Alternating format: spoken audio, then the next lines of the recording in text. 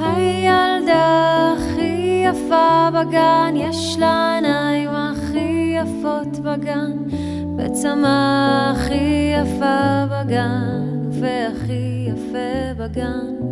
וכמה שמביטים ביותר, רואים שאין מה לדבר, והיא הילדה הכי יפה יפה בגן. כשהיא מחייכת גם אני מחייכת, וכשהיא עצובה אני לא מבינה איך אפשר להיות עצובה, כשאת הילדה הכי יפה בגן.